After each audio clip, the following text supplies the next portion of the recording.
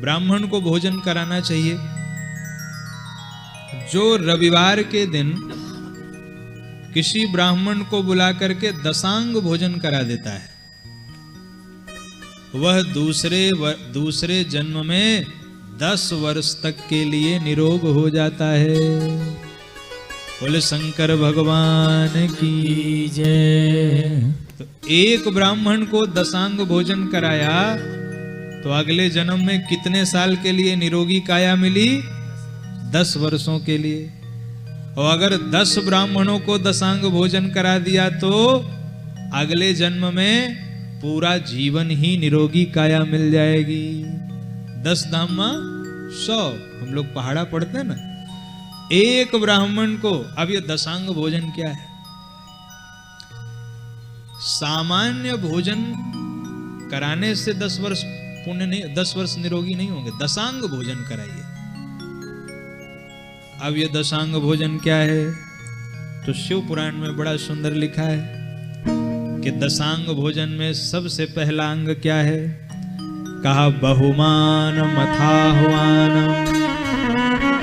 सबसे पहला अंग है कि जिस ब्राह्मण को भोजन कराना है उसको फोन पर न बुलाया जाए, उसके घर जाया जाए, उससे निवेदन किया जाए कि हे विप्र देवता, हमारे यहाँ चल के प्रसाद पाइए, हमारी कुटिया को धन्य कीजिए। तो पहला अंग है सम्मान पूर्वक ब्राह्मण को बुलाना। तो हम लोग कैसे बुलाते हैं? अरे भैया फलाने वहां जा रहे हो क्या? अच्छा वो पंडित जी को कह देना आज हमारे यहाँ प्रसाद है, आएंगे ले लेंगे। जहां आपने इस तरह बुलवाया तो पंडित जी तो चले आएंगे, लेकिन दशांग भोजन का जो आपको लाभ मिलना था वो मिलने वाला नहीं है। आप एक बात बताइए, सबसे बड़ा सुख क्या है? निरोगी काया, यही है कि नहीं? संसार में सबसे बड़ा सुख यही है कि अगर आपको डॉक्टर के पास जीवन भर न जाना पड़े। आज भी हम लोग देखते हैं, हमारे जो कई बुजुर्ग ऐसे हैं जिन्होंने आज तक डॉक्टर का मुख ही नहीं देखा है। तो ये वही लोग हैं जिन्होंने पूर्व जन्म में ब्राह्मण को दशांग भोजन कराया था, और 10 ब्राह्मणों को दशांग भोजन कराया था। इसलिए इस जन्म में पूरे 100 वर्ष उन्हें डॉक्टर का मुख नहीं देखना पड़ा। तो दशांग भोजन का पहला अंग क्या है?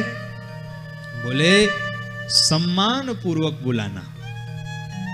और दूसरा बोले जब पंडित जी आ जाएं तो उनको अभ्यंग माने सुंदर चंदन लेकर के उनके मस्तक पर लगाना। याद करते जाइए महाराज, आज से दशांग भोजन ही करवाना। हाँ, आजकल सबसे बड़ा खर्चा डॉक्टरों का ही हो गया है। तो पंडित जी जब घर में आए तब बोले दूसरा अंग ये है, उनके भाल पर सुंदर मलयागिरी का चंदन लगाया जाए। तीसरा अंग है पाद सेवन। जिन ब्राह्मण को भोजन के लिए बुलाया है उनके चरणों को प्रक्षालित कीजिए और थोड़ा सा दबा भी दीजिए प्रक्षालित करते समय। पाद सेवनम। चौथा अंग है कि उन पंडित जी को वस्त्र दीजिए। पांचवा अंग है कि उनको इत्र आदि लगाइए। ये हो गए कितने? 5। और छठवां अंग है कि बढ़िया सुंदर सुंदर शुद्ध देसी घी के मालपुए उनको खिलाइए। ये कितने हो गए? 6। इसके बाद 6 रस सहित, 6 रस से अभिप्राय जितना हो सके, ऐसा नहीं कि अब जो हो वही सब कुछ है। सुदामा जी के पास 4 मुट्ठी चावल था, वही सब कुछ था उनका। तो 6 रस व्यंजन का अभिप्राय जितना हो सके वह सब सुंदर सुंदर व्यंजन बना करके ब्राह्मण को खिलाए जाएं। कितने हो गए भाई? 6 रस व्यंजन। हाँ। इसके बाद 8वां नंबर है दक्षिणा सहित तांबूल समर्पित करना। जब वे ब्राह्मण देवता भोजन कर लें तो उनको पान दो, और पान के सहित दक्षिणा भी प्रदान करो। ये हो गए कितने हो गए महाराज? 8। 9वां है कि जब दक्षिणा दे दो तो नमस्कार करो। ये 9।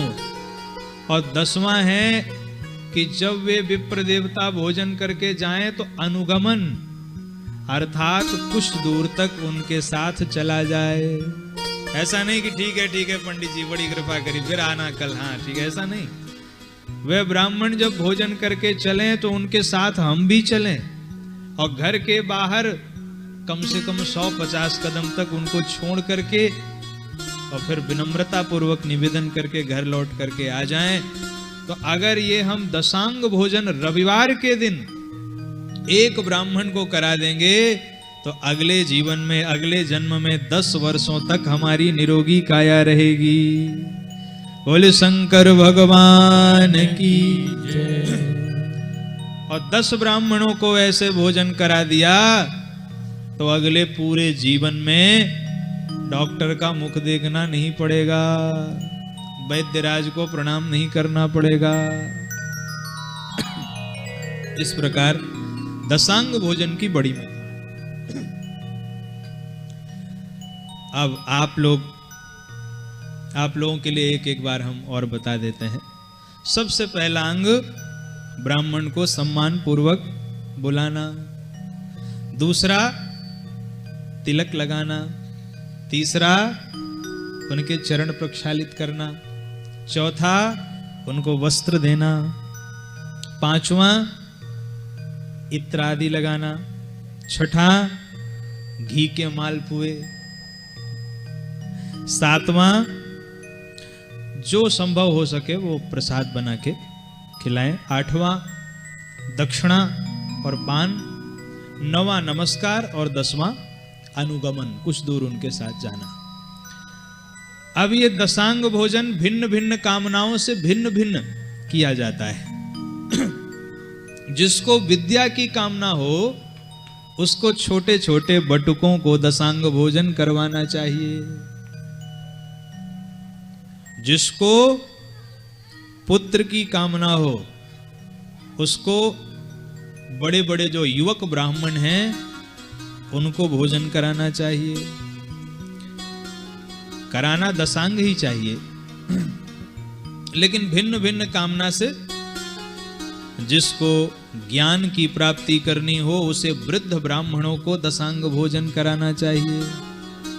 और लिखा है महाराज, जिसे बुद्धि चाहिए हो, ध्यान से सुनिएगा, जिसे बुद्धि चाहिए हो उसे ब्राह्मण बालिकाओं को दशांग भोजन करवाना चाहिए।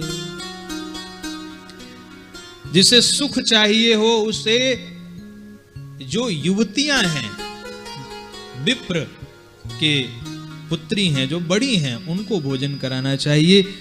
और जिसे आत्मज्ञान की प्राप्ति करनी हो उसे वृद्धा ब्राह्मणियों को दशांग भोजन करवाना चाहिए। इस प्रकार भिन्न भिन्न दशांग भोजन से भिन्न भिन्न कामनाओं की पूर्ति होती है। अब आगे ये बताया कि किसका कौन सा धन शुद्ध होता है। तो ब्राह्मण के लिए कहा कि जो ब्राह्मण का गुरु दक्षिणा में मिला हुआ धन होता है वो सबसे शुद्ध होता है, सबसे उत्तम है। सिलोंछ वृत्ति से जो धन मिले, जो खेत में कुछ दाने बच जाते हैं उसको उठाने बाद में, अथवा जो गुरु दक्षिणा में धन मिले वो ब्राह्मण के लिए सर्वोत्तम होता है। इसके बाद जो दक्षिणा मिलती है, माने जो दान ब्राह्मण लेता है, ये मध्यम है। और जो व्यापार आदि करके ब्राह्मण धन अर्जित करता है ये निम्न कहा गया है। क्षत्रिय के लिए जो शौर्य से अर्जित किया हुआ धन है वो उत्तम होता है। वैश्य के लिए व्यापार के द्वारा जो धन मिलता है वो सर्वोत्तम होता है।